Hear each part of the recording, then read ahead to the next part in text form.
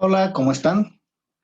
Gracias, muchísimas gracias por conectarse a dar una vista a este video que vamos a trabajar el día de hoy. Se trata de analizar, comprender este, eh, de dónde viene la energía que consumimos todos los días. Está la de la luz, el gas, eh, todos los tipos de energía, cómo se manejan, de dónde, vamos, qué es lo que ocurre para que nosotros podamos vivir en la época actual en la que vivimos y darnos cuenta cómo es posible la modernidad. Si viajamos un poquito por ahí al pasado, mucho más allá de los 50, mucho más allá de los 40, mucho más allá del año 1, mucho antes todavía, pues habían maneras de sobrevivir, por eso estamos aquí, ¿no? Desde las cavernas, ¿de qué manera se lograron ir sobreponiendo a las inclemencias del tiempo, a la inclemencia de la naturaleza? Este, Muchas veces pensamos que ese tiempo era mejor que ahora, ¿no? Pues es algo difícil, es algo difícil pensar que así fuera, ¿no? Que antes de todo esto las cosas eran mejores, que los orígenes hubieran sido mejores, pero pues se respeta el pensamiento de quien tenga esa idea, ¿no?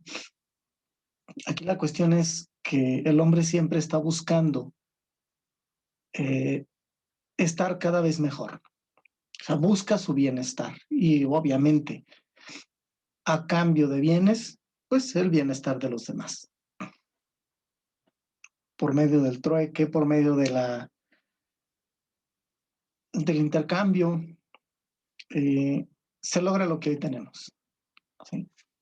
Entonces, bueno, hablando un poco respecto a la conversión de la energía, vamos a entender que la energía se define como aquella capacidad que tiene un sistema de poner en movimiento una máquina, ¿sí? De realizar un trabajo. Su tamaño o magnitud es igual al trabajo que se requiere para llevar cualquier sistema a un estado de movimiento o de aprovechamiento, ¿sí? Generalmente se parte de un nivel de energía nulo a un nivel de energía regular. Vamos a poner como, por ejemplo, un camión está detenido. Llego, enciendo la llave, empieza a trabajar un motor, ya está generando una energía. Al momento que metemos las velocidades, esa energía se está entonces transformando la energía eléctrica que genera ese motor en energía cinética, en energía en movimiento, ¿sí? Entonces se está transformando una energía. Y vamos a decir que la transformación de la energía es la conversión de una energía en otra. ¿Sí? La energía del motor que genera energía eléctrica, que la energía eléctrica genera energía cinética. ¿Sí? Por eso vimos anteriormente el concepto de que la energía no se crea ni se destruye, se transforma. Hay una escala de movimiento, hay una escala en la que va tomando diferentes eh, posiciones y va actuando de diferente manera. En este sentido, la transformación, vamos, en este sentido, la energía se mantiene. Si no aumenta ni disminuye, ahí se está manejando, se está trabajando. Hay mayor revoluciones en el motor, hay mayor generación de energía, hay mayor energía hay mayor movimiento. Entonces, desde hace muchos siglos, el hombre ha transformado la energía para aprovecharla de la mejor manera. de acuerdo pues a lo que el hombre va necesitando, ¿no? Desde el momento en que comemos alimentos, nosotros en nuestro organismo ya estamos transformando esta materia en energía que le vamos a dar movimiento cuando lanzamos una lanza, cuando lanzamos una roca, cuando caminamos, incluso gastamos esa energía que tenemos acumulada. Bien, entonces hay diferentes tipos de energía y vale que lo analicemos, ¿verdad? Para darnos cuenta de cómo funciona esto. Hay diferentes maneras de obtener energía, ¿sí? Una de ellas es la energía hidroeléctrica. Vamos a manejar algunas, nada más, porque tenemos la energía potencial, la energía hidroeléctrica, la misma energía eléctrica, la energía química, la eólica, la mecánica, la interna, la térmica, la solar, la nuclear, cinética, la energía sonora, la hidráulica, la calórica, la geotérmica. Hay energía natural, artificial, hay energía primaria, secundaria, infinidad de energías, tipos de energías. Entonces, pues aquí lo que hacemos es dar algunos ejemplos para que ustedes se den el tiempo posteriormente y le busquen un poquito más a la cuestión de los tipos de energías, ¿no? Yo les recomiendo que vean las que hemos manejado ahorita, las que les he comentado, pueden atrasar el video y darle una buscadita por aquí en el Google, que bueno, la mayoría de la información que nos encontramos ahí es buena, ¿sí? Únicamente que, bueno, hay quienes, pues no profundizan porque no es el caso, pero bueno, aquí vamos a mencionar algunas y las vamos a digerir un poco, ¿no? La energía hidroeléctrica, a veces son trabalenguas, es la que se genera por la acción del movimiento del agua. Un arroyo, o todos los arroyos, todos, absolutamente todos los arroyos van de bajada. Eso sí, sí, gracias a la fuerza de gravedad que empuja hacia abajo, se deslizan las aguas por las pendientes. Entonces, siempre de manera natural vamos a ver los arroyos dirigiéndose hacia abajo siempre. Salvo algunas excepciones, pero no es precisamente excepción el hecho de que veamos, por ejemplo, una lata o una pelota que va rodando hacia arriba. En Colima, cerca de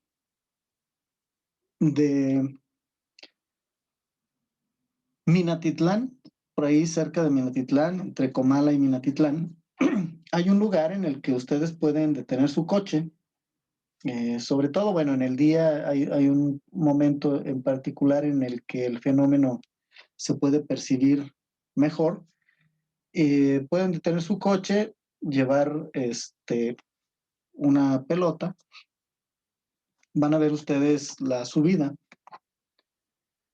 De donde están parados, empiezan a ver una subida, sueltan la pelota y la pelota empieza a rodar hacia arriba. Les digo, y no es que la pelota vaya en contra de la fuerza de gravedad y que ahí haya magia y que ahí haya brujería ni nada por el estilo. Ocurre que en esta zona se alcanza a ver una especie de espejismo. La carretera está realmente de bajada, pero por la posición, la humedad y qué sé yo, tantas cosas, pareciera que está de subida. Parece nada más, pero realmente está de bajada. Entonces, gracias al movimiento, gracias a la fuerza de gravedad que empuja los objetos hacia abajo, hacia el centro de la Tierra, al no haber una dirección, vamos, recta entre el punto de partida hacia abajo, los objetos tienden a desplazarse en la mejor dirección hacia el centro de la Tierra. Y el agua, por ser, por la cohesión que tienen sus partículas, tiende a adquirir la forma que lo contiene, entonces se inclina y se va desplazando hacia abajo. Unas moléculas empujan a otras y otras a otras y se van hasta los océanos, que es la parte más baja a donde puede llegar. Quizá llegue a un arroyo y se va a mantener ahí mientras, perdón, a una represa o un charco y se va a mantener ahí mientras no haya quien le abra una puerta para que continúe su camino. Al convertirse en gas, obviamente, pues el agua, cuando se separan el oxígeno del hidrógeno y otras sales, entonces empieza a subir, ¿sí? Al vencer la fuerza de gravedad, juntándose nuevamente en la parte de arriba, allá en la atmósfera, y formando nubes para volver otra vez a caer.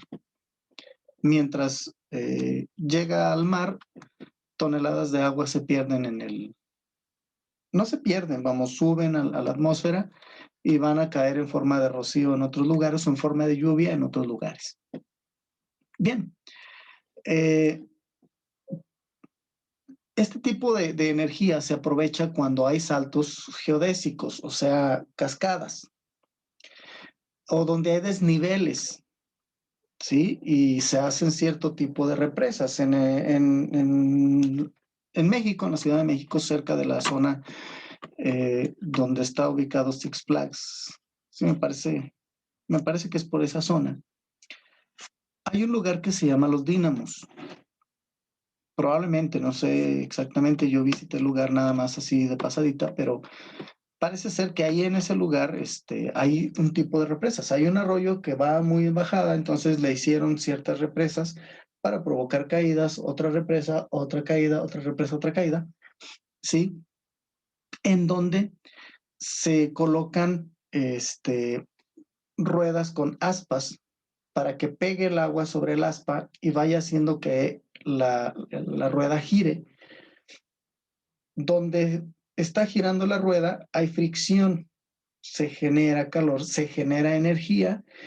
De ahí, con embobinados especiales, jalan esa energía que se está generando y se almacena en pilas grandes especiales que son transformadores. Los transformadores convierten la energía y se almacena y de ahí se transfiere hacia el cableado eléctrico de la ciudad y gran parte de esa electricidad se está aprovechando, ¿sí? Este método de aprovechamiento, genera aproximadamente un quinto de la energía eléctrica del mundo, un quinto apenas. El otro 95% tiene otros orígenes. Este tipo de generación de energía ya los griegos la utilizaban, ¿sí? Ellos, ponían los molinos en la parte baja, dejaban caer el agua golpeaba las aspas daban vuelta. Al otro extremo pegado a las aspas, había una madera, un tronco, vamos, en donde estaba amarradas otras piedras y hacía que girara la piedra en otras piedras embonando de esta manera, de tal manera que al echar el grano por aquí se molía rápidamente, sin ningún esfuerzo, solamente con la caída del agua. De esta manera ellos molían el trigo para hacer harina y otros tipos de semillas para extraer aceites, etc. No fue hasta 1879 en que en Estados Unidos se hizo la primera central hidroeléctrica.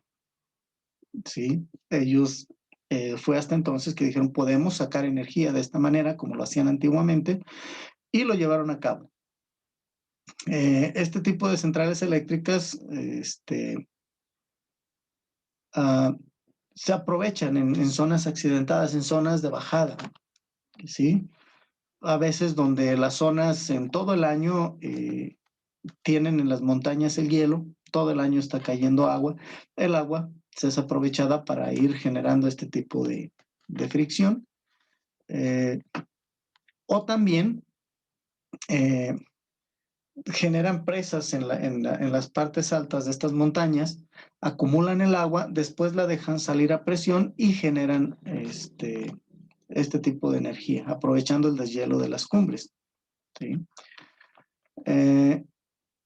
Ya sea directo o por medio de represas.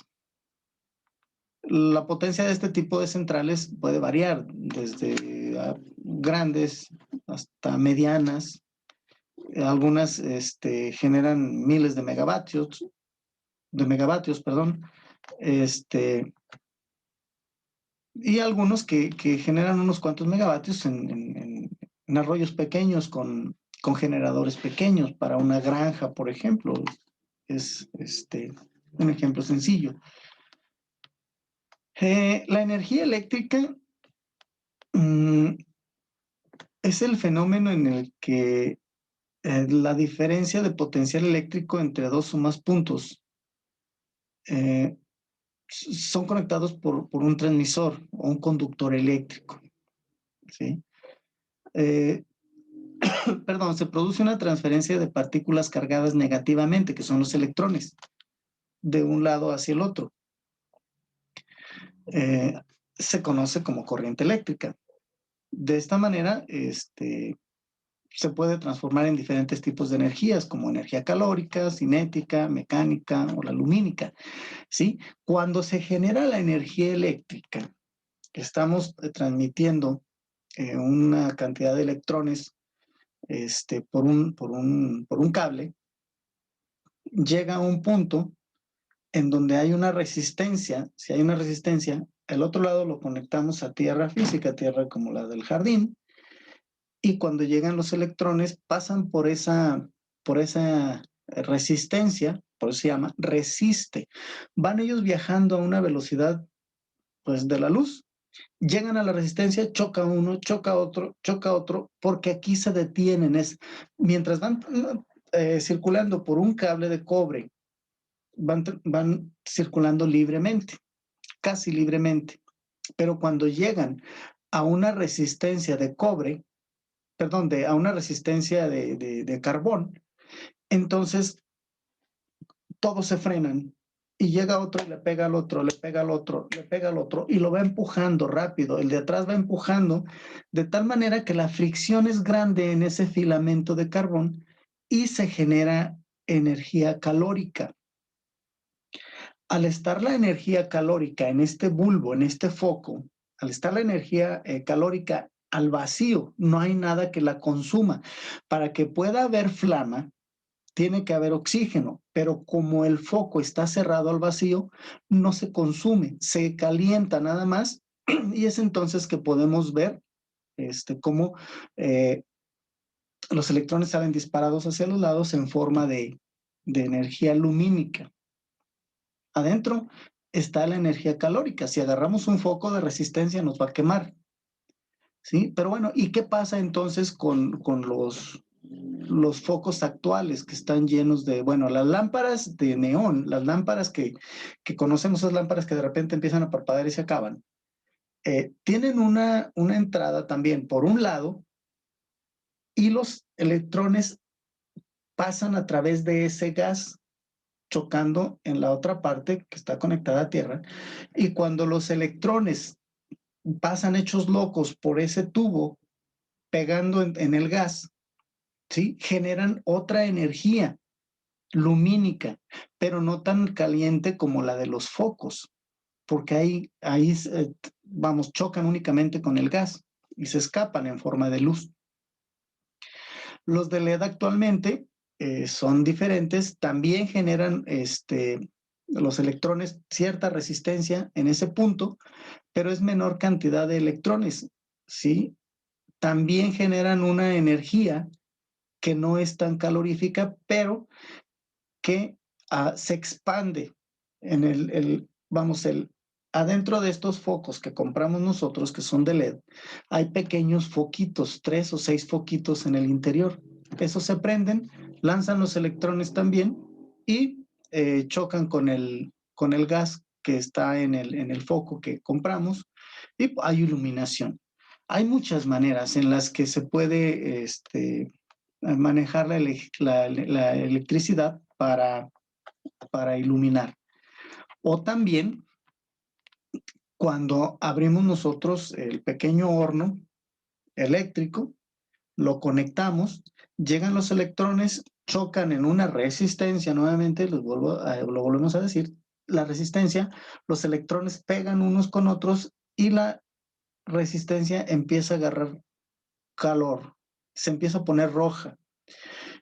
Y se mantiene el flujo de electrones de acuerdo que no rompan esa resistencia. Se detiene un poco el flujo de electrones, por eso se hace una resistencia adecuada para la energía que estamos recibiendo de la calle. ¿Sí? Se calienta el horno, se calientan las resistencias, hacemos el pan, apagamos el horno, sacamos el pan y quedó listo. ¿Sí? O también llega la energía, entra en una licuadora, por ejemplo, pega en un lado, hay dos polos. Al momento de que pegan los electrones, generan un magnetismo que ponen a andar un motor. Ese motor hace que nuestra licuadora trabaje y entonces estamos utilizando la energía eléctrica en energía mecánica, la estamos convirtiendo. Los materiales que sirven mejor para conducir este tipo de energía, como son los electrones, el oro es el mejor, podríamos decir, uno de los mejores. Pero obviamente, pues si nos voy a comprar 3 metros de cable de oro, pues va a estar carísimo. La plata tiene cierta conductividad también. El cobre es el que más económico resulta, es más fácil de encontrarse, por lo tanto, pues se utiliza el cobre, pero últimamente por las calles ya se están utilizando otro tipo de aleaciones porque se ha tendido a vandalizar los cables de la calle para obtener el oro, ¿no? El cobre, perdón.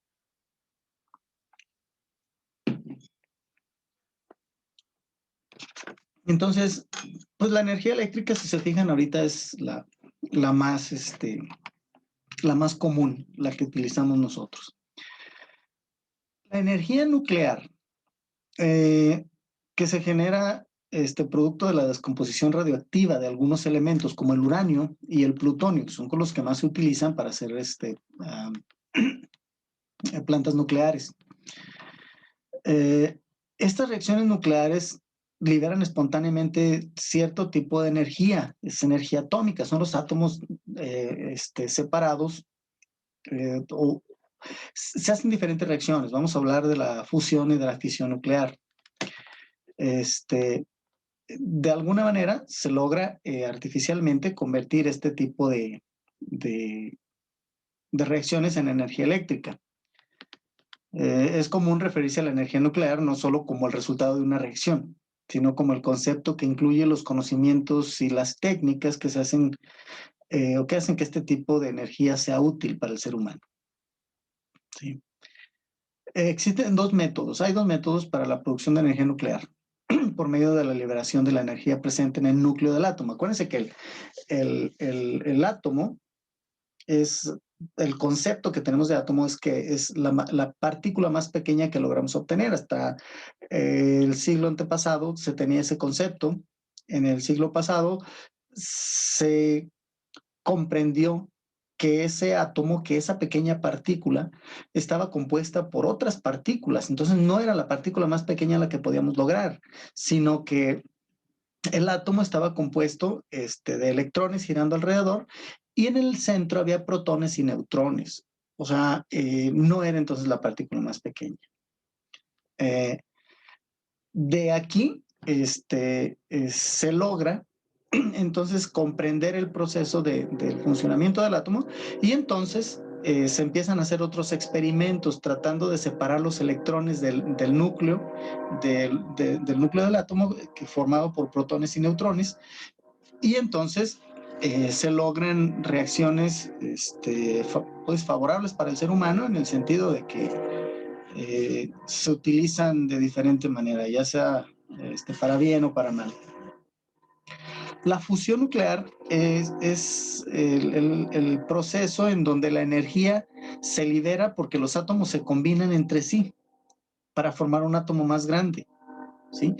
Bombardeamos el núcleo del átomo con protones, se separan los electrones y se forman otros electrones con mayor cantidad, perdón, otros átomos con mayor cantidad de protones y neutrones y más electrones alrededor.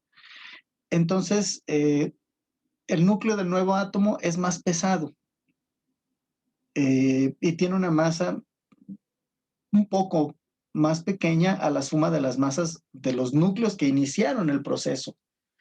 Para que para que ocurra este proceso, los núcleos cargados positivamente deben aproximarse venciendo las fuerzas eléctricas o electrostáticas de repulsión.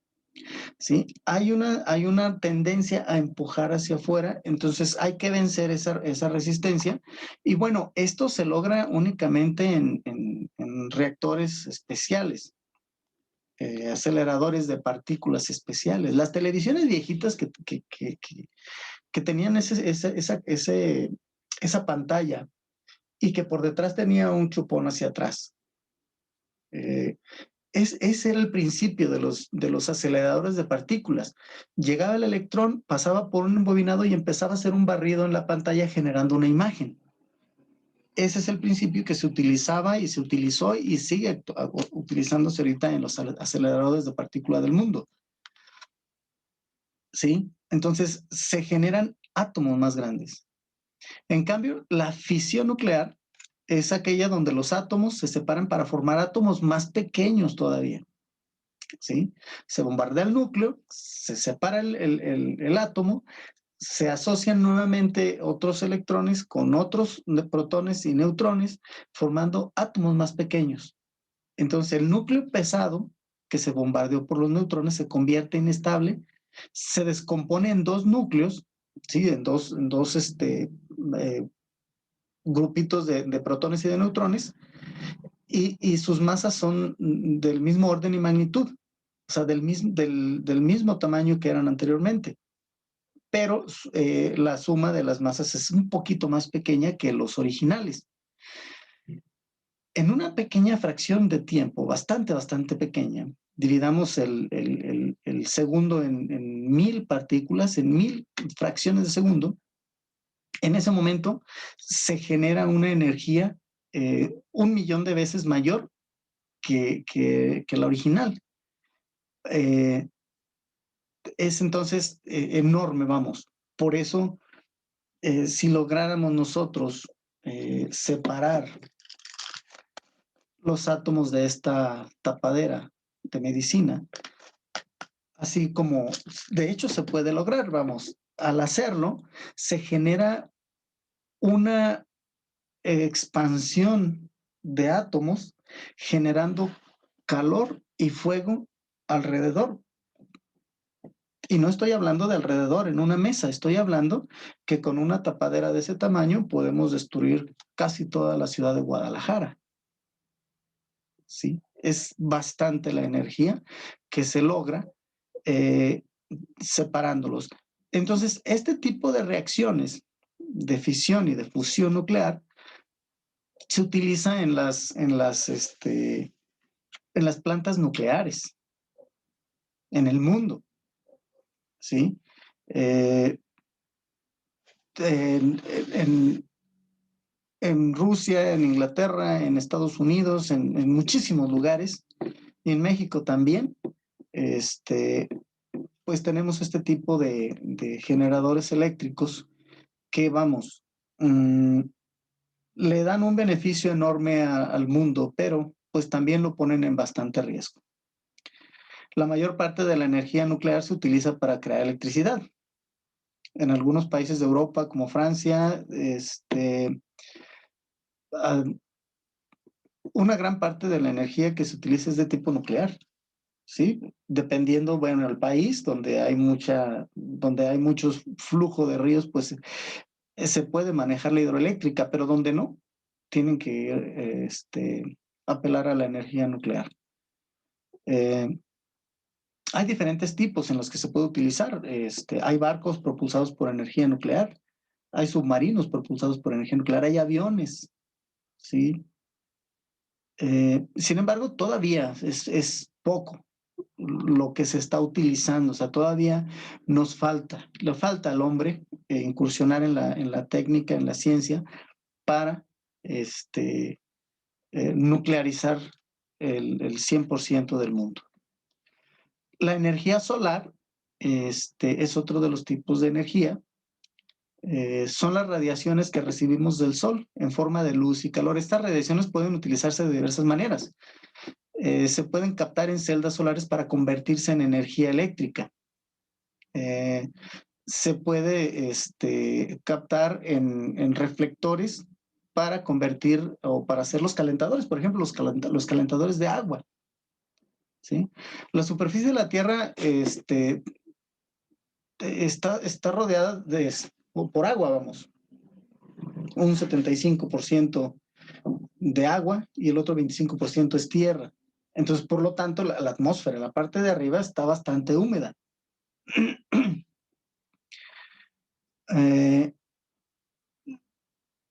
Sin embargo, vamos, esta humedad, aparte de la capa de ozono, rechaza el 30% de todo el contenido de la energía que viene del Sol, reflejándola hacia el espacio. Por eso, desde el espacio, pues se puede ver la Tierra como una bola azul brillando en el espacio. Entonces, la energía que recibimos en forma de luz visible es la que nos permite ver los colores de los objetos alrededor de nosotros. Es otra manera de utilizar este tipo de energía. Pero también recibimos radiaciones invisibles, que son los rayos infrarrojos y los ultravioleta, que no los podemos ver, pero sí nos afectan. La ventaja de la energía solar, pues así como vimos la energía nuclear, pues tiene muchas ventajas. Es la alternativa, no contamina, vamos, no contamina como contaminaría si utilizáramos nosotros el carbón para obtener energía. Pero un accidente como el de Chernobyl y como el de Fukushima, pues contamina la Tierra por cientos de años de radiación, y eso es peligroso para el ser humano, provoca cáncer y mata las células del cuerpo. Pero está totalmente controladas todas las plantas que hay ahorita, entonces difícilmente podría ocurrir un desastre, pero no estamos exentos de ello. La energía solar, en cambio, pues evita la emisión de gases tóxicos, no genera energía dañina, es directa, salvo los rayos que nos afectan, pero ya no es por cuestión del mismo sol, es que nos hemos acabado la capa de hidrógeno, de ozono, que está pegándonos directamente entonces los rayos del sol en nuestra piel. ¿Sí? Entonces es una alternativa muy buena. Pero pues se ha invertido más por otros lados y por eso no se maneja, ¿no? La energía cinética es la que adquiere un cuerpo debido a su movimiento y se define como la cantidad de trabajo necesaria para acelerar un cuerpo en reposo y de una masa determinada, grande o pequeña, hasta una velocidad determinada, una velocidad establecida. Esta energía se adquiere a través de una aceleración. Después de que recibe esta aceleración, el objeto la va a conservar idéntica hasta variar la velocidad dependiendo la fricción que tenga sobre el suelo en el que se desplace, sobre la superficie en la que se desplace, perdón. Así entonces, cuanto mayor sea el tiempo en que la fuerza inicial actúe sobre el cuerpo en movimiento, mayor va a ser la velocidad alcanzada. Vamos a imaginarnos un cochecito de juguete, le amarramos un cohete, lo prendemos, va a salir disparado y va a ir aumentando su velocidad en la medida que aumente la fuerza con la que se empuja. Una vez que se acaba la energía, porque se acaba la pólvora, entonces va a ir disminuyendo su velocidad cada vez de acuerdo a la superficie en la que se desplace hasta quedar en reposo. ¿Sí? La energía cinética y la energía potencial suman el total de la energía mecánica en la que estamos nosotros, de la que estamos nosotros hablando. Estas dos formas de energía, la mecánica y la cinética, perdón, de energía mecánica, lo que viene siendo la cinética y la potencial, se distinguen en que la potencial es el monto de energía asociado a la posición que ocupa un objeto en reposo. Pueden ser de tres tipos. Energía potencial gravitatoria. Depende de la altura a la que están colocados los objetos y la atracción que ejerce la gravedad sobre ellos. Tomando en cuenta este fenómeno, imaginemos que tenemos la Tierra, ¿no? Si yo tengo la superficie de la Tierra, como está aquí en este cuaderno, y lanzo una piedra, cae aquí. Si la lanzo más lejos, cae acá. Como la Tierra es redonda, entre más la lance, va a caer acá. Podría ocurrir en un momento dado que yo lance una piedra, la piedra le dé la vuelta a la Tierra y llegue por detrás y me pegue. Es un juego, realmente no ocurriría, porque si yo lograra aventar una piedra de tal manera que lograra llegar por la parte de atrás, se escaparía entonces de la fuerza de atracción de la Tierra y permanecería dando vueltas alrededor de la Tierra indefinidamente. Es la manera en la que en esa etapa estacionaria, es decir, donde no hay casi fuerza de gravedad que atraiga los objetos y el espacio afuera, se logran mantener los objetos ahí en ese lugar sin escaparse y sin caer a la Tierra. Es ahí entonces donde se ubican los satélites de comunicación que conocemos ahorita. Puede mantenerse una nave. La Estación Espacial Internacional está ubicada en ese espacio, en ese lugar. Cuando vayan al cerro, cuando vayan al monte, quédense viendo al cielo y van a ver estrellas que pasan rapidísimo. No son estrellas fugaces. Parece que es un avión, va más rápido que los aviones esa estrella, en línea recta siempre. Otras vienen para acá, otras hacia allá. Jamás chocan unas con otras. Y en algún momento van a ver una que brilla más que las demás, que va bastante recio, bastante rápido, más que un avión, y puede ser la Estación Espacial Internacional, que la están viendo ustedes pasar. La energía potencial elástica es la que se produce cuando un objeto elástico recupera su forma original, como un resorte cuando yo lo abro y regresa nuevamente a su lugar. Es la energía potencial elástica, o una liga cuando yo la expando y la regreso. Entre tanto estire y yo afloje esa liga, voy a generar energía eléctrica y también voy a generar energía calórica. Cuando yo agarro un metal y lo empiezo a doblar y a desdoblar, a desdoblar y a desdoblar y lo toco de en medio, me voy a quemar. ¿Sí? Los electrones van a empezar a moverse de tal manera, separándose y uniéndose, que estoy generando energía calórica y puedo incluso generar energía eléctrica a partir de ahí. La energía potencial eléctrica es la tercera.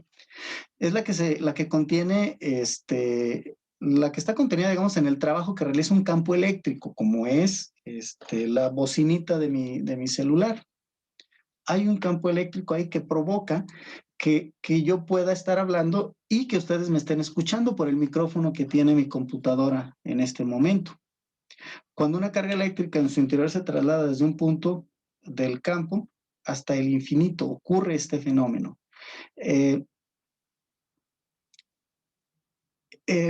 Digamos, los imanes tienen un campo magnético y a partir de un imán, ¿sí? Haciendo un embobinado especial, se puede lograr obtener energía eléctrica también, o viceversa. De la energía eléctrica se puede generar energía magnética. ¿sí? A partir de pueden ustedes conseguirse uno de esos pequeños motorcitos. Vamos a imaginar que esto es un motorcito de esos con los que jugábamos, ¿no? Le pegábamos una pila de este lado y veíamos cómo giraba acá, le pegábamos papelitos, empezaba a dar vueltas, etcétera, etcétera.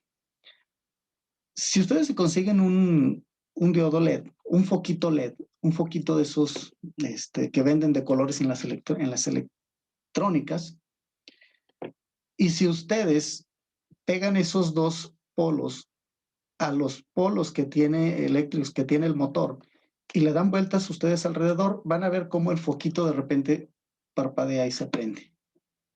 Es jugar con la energía potencial eléctrica que está contenida en un embobinado. Como les comentaba, pues hay muchas maneras de manejarlo.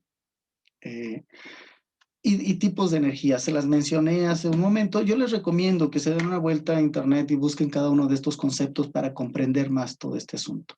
No hice una presentación hoy, no les puse PowerPoint, tuvieron que aguantar mi cara todo el rato. Les recomiendo que le pongan un papelito a su computadora y se pongan los audífonos para estar escuchando e imaginándose todo esto que yo les platiqué. Les agradezco su tiempo. Muchísimas gracias. No olviden dejarme un comentario para ver que se esté utilizando este tipo de videos y hacer un reporte a quien corresponde. Gracias por su atención. Nos vemos en el siguiente video. Muchas gracias.